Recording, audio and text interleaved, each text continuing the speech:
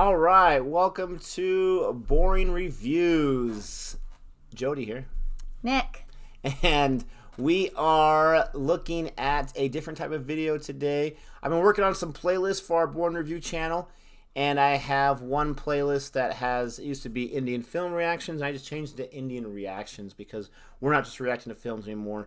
This is a video that was requested by Sarvesh Solanki. He says, you guys should react to old geographies, new orders, China and India.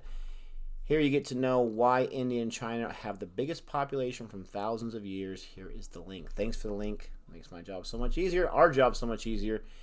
But in Geography Now, we reacted to the India version of that. It talked about how obviously India and China, they're right next to each other, and how there's been some issues.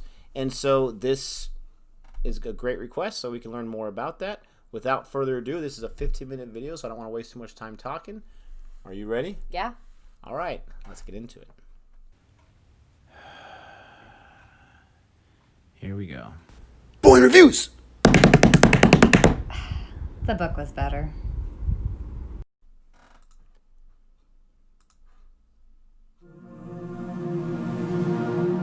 I love TED Talks. Right. Hopefully TED Talks don't copyright us. We live in a society that worships technology. Yeah. Jet engines, iPads, high-speed rail. And technology has in some ways made geography less visible. It's defeated it. Think about it. We fly over tall mountains. We text over wide seas. We drive through punishing deserts. And technology might be less visible to us, but it's by no means less relevant, especially to world politics. Think about it. Dictators die, governments fall, but mountains, oceans, deserts, these remain. And they continue to influence the world in important and reliable ways. I work as a defense analyst. I spend a lot of time looking at maps. Maps of where to move things, maps of where to put things, maps of oil flows, trade flows, gas flows. Geography is such an important part of the way that I look at the world. And I'm hoping that by the end of this talk, it becomes an important part of the way that you view the world as well. It's a good talk, speaker. So TED is often about the future. And I do want to take us to the future of Asia. But I'm going to do it by taking a detour through the past. Specifically, I'm going to talk about three things. First, a question. Why are China and India so big? Why do they have so many people? It's a question we rarely ask. We just take it for granted that they're populous. Second, these two countries used to be rich ones. They're not anymore. What exactly happened? And third, they are getting richer gradually, again and again over time. What's going to happen in the future? So these are the three questions we're going to talk about today. China, India, geography, these three, let's go. The very first question, why are China and India so big? Why do they have so many people? To answer that question, I'm going to tell you a story. Specifically, the story of a number. This number, 2.6 billion. That's the number of people today who live in China and in India. And it's a pretty big number. Yeah. And if I were to take the 10 biggest countries by population on the planet and put them in order of 1 through 10 on a chart, like this chart, you'd see that China and India, unsurprisingly, are number 1 and 2. US 3. Now, you knew that. Yeah. But what might surprise you is number 3, the United States. Because the gap between the first two and the US is vast. It's huge. And it's, in fact, so big that you could fit 1, 2, 3, 4 US populations together, and you still wouldn't even have one Indian population, let alone one Chinese population. That's how concentrated the world's population is in just 2 countries, China and India. And if we want to know exactly how concentrated, I can tell you. The answer is 40%. 4 in 10 human beings alive today live in China or in South Asia. Now, that actually might not terribly surprise you. I mean, you've heard that these are big countries. It kind of makes sense that a lot of people would live there. But what no newspaper article will ever tell you is that this is not a recent phenomenon. This has been true for a very, very long time. And thanks to the careful and meticulous work of demographers and historians, I can tell you, in fact, I can actually show you for exactly how long the world's population has been concentrated in just these 2 countries. Before I do, let me just put it this way. Yeah. You might say that you might say that if you take human history, half of it took place in China and India, because for 2,000 years, about half of the world's population lived in China and India. That blue bar that towers over the other bars, that is the percentage of the world's population that lives in China and India. The red, the green, the purple, they never come close. Europe, Africa, the Americas, they're just nowhere near for 2,000 years, that blue bar. 50% of the world's population or more lived in China and India for most of world history. What's interesting about this, though, isn't just that blue bar being so tall for so long. It's that, think about that 2,000 years. Because a lot happened in those 2,000 years. Disasters, wars, famines, peace, migrations, plagues, and none of those things changed this fundamental demographic fact. The world's people live in these two places. So that's pretty crazy. And we need to explain it. And I told you I would, so now I'm going to start getting to that explanation.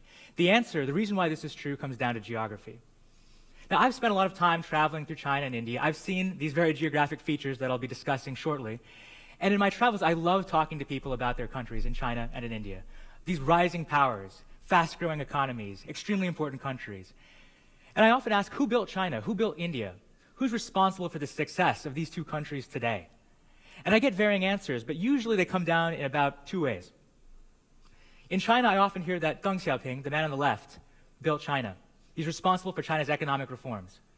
I hear that Nehru on the right built India. He's responsible in part for India's independence and subsequent modernization. And these are important people. They made major contributions to their country's future. But they didn't build China and India. No individual built these two countries. This did. This is the Tibetan Plateau. This is 14,000 feet high. This is 1 million square miles. This is home to thousands and thousands of glaciers.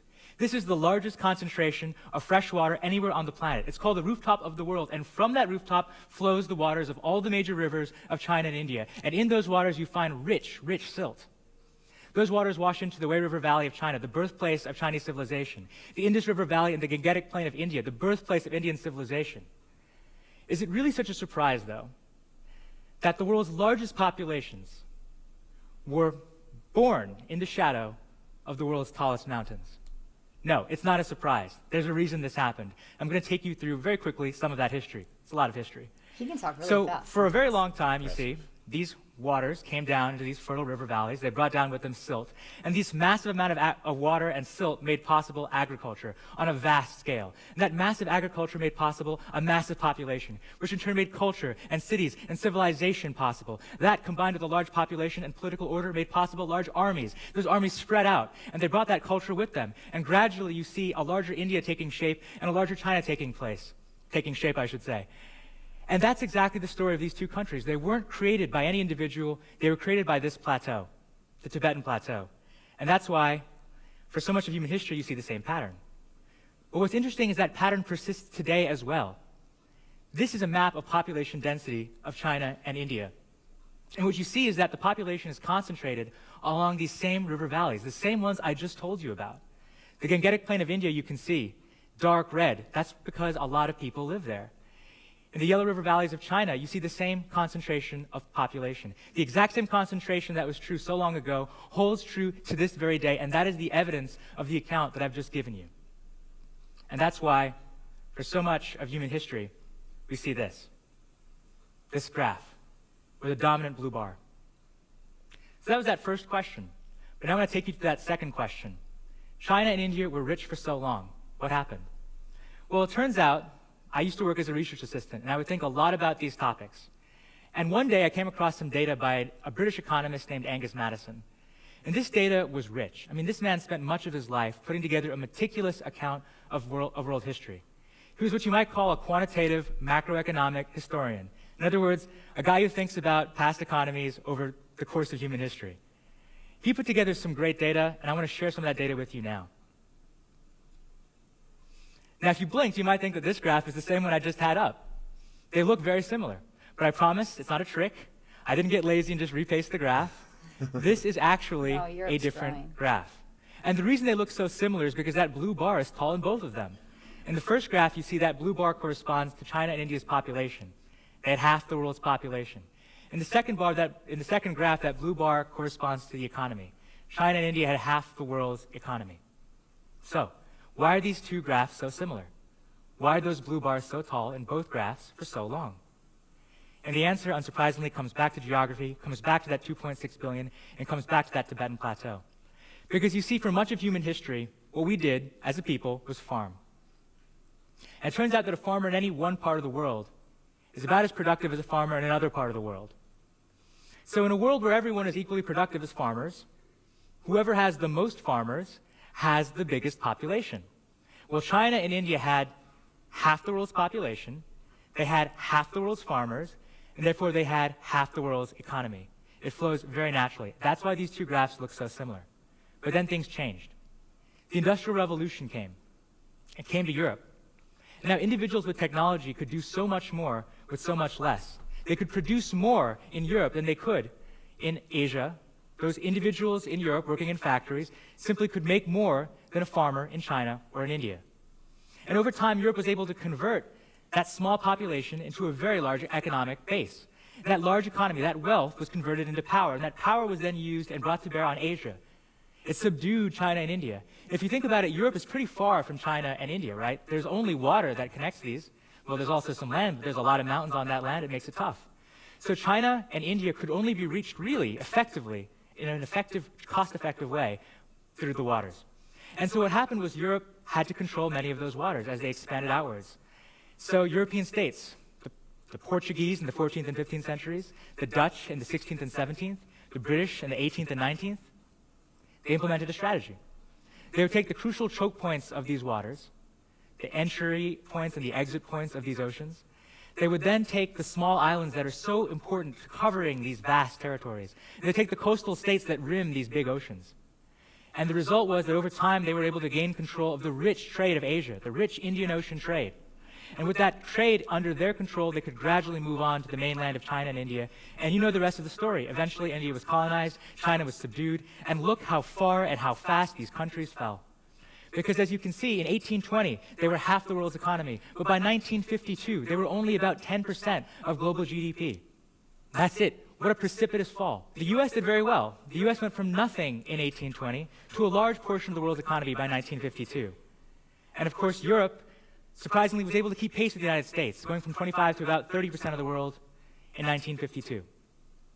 But then things changed again. Look at 1952. Look how different things are. You see China and India begin to gradually inch upwards. You see the US and Europe gradually begin to fall downwards. And the reason why is the same story that I just told you moments ago. Technology.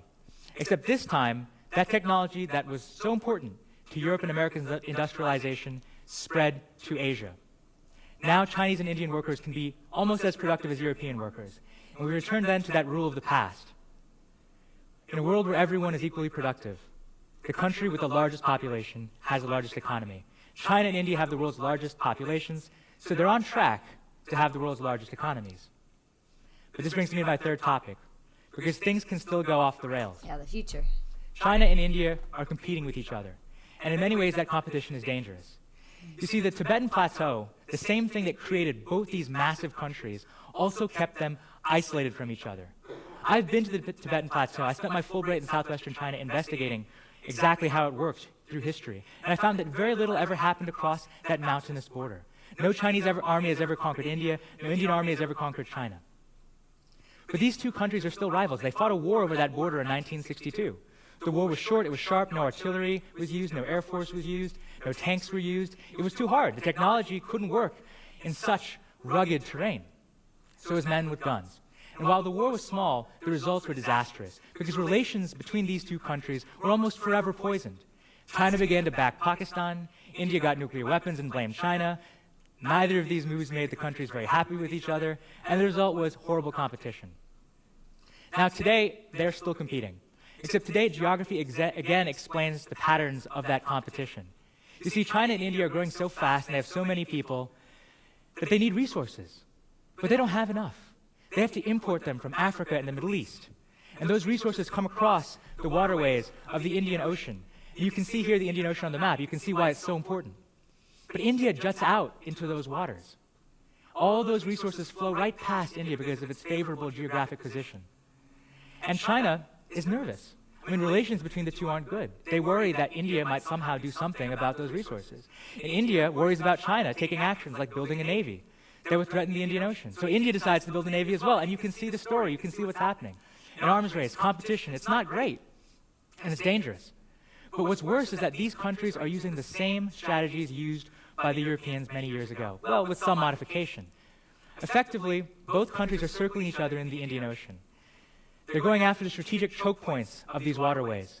They're going after the strategic islands of these waterways that are so crucial to governing these vast bodies of water. And they're going after the coastal states that rim the Indian Ocean. They're using investments and technology and commercial access, and they're effectively using the same playbook Europeans used a long time ago.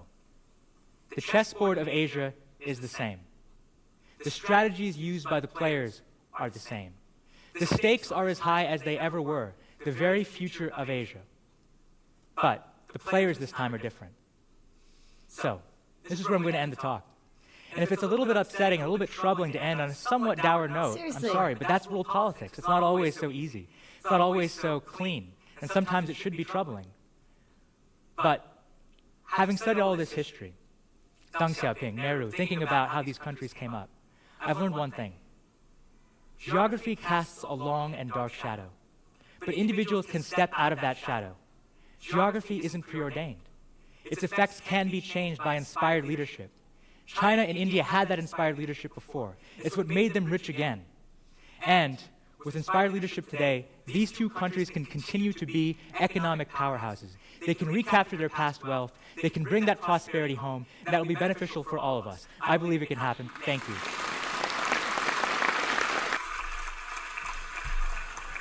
That was like the fastest 15 minutes. I know it was quite incredible. Yeah.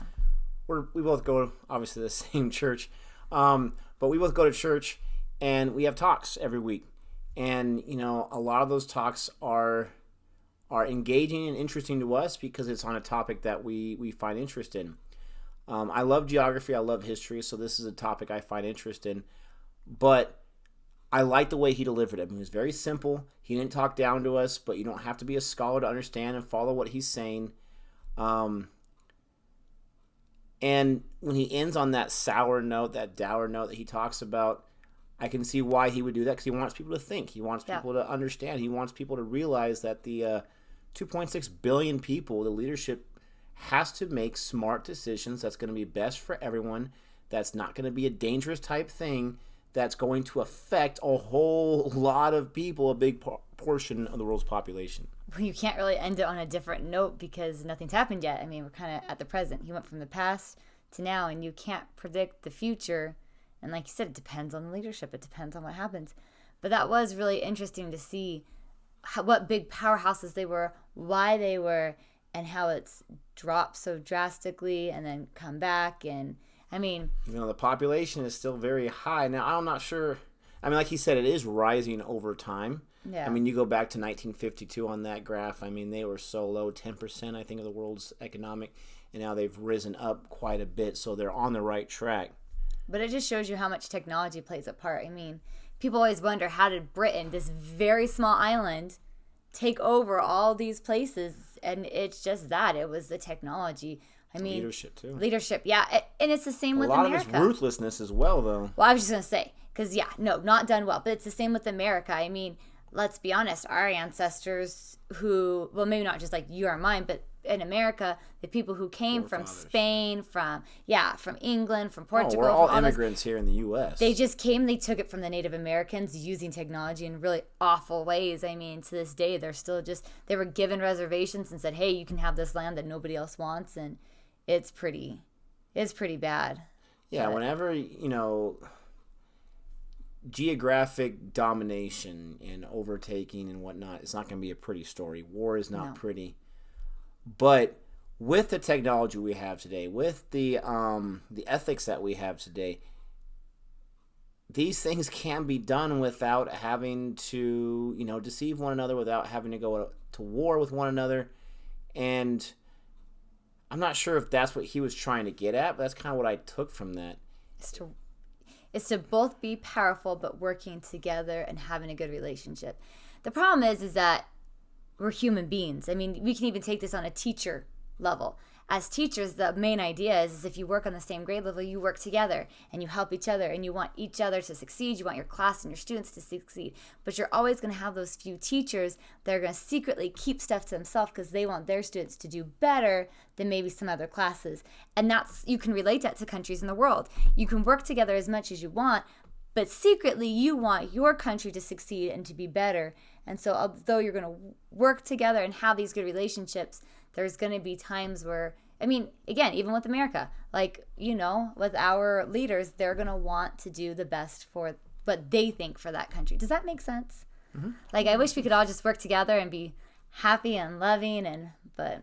Kumbaya. Yeah. Hakuna Matata. Unfortunately, a lot of these countries that have risen to prominence, Britain and early America, and even not too long ago, it was done with, that iron fist and with that ruthlessness. But we digressed. Great request. Thank you 100%. So much for giving us that. Again, as teachers, we love to learn. We love to find out more about this or that. And, I mean, that was definitely educational. I think that Rush Doshi did a great job presenting that. I mean, he was a very good speaker. Obviously, he's not reading from cue cards. This is what he knows, and this is what he studied, and this is what he spent time doing, and he's able to deliver it in 15 minutes and rather flawlessly. So, if you like this reaction, go ahead and give us a thumbs up and consider subscribing if you haven't done so yet. And we always appreciate the love. We hope you're having a great day, and until next time, goodbye.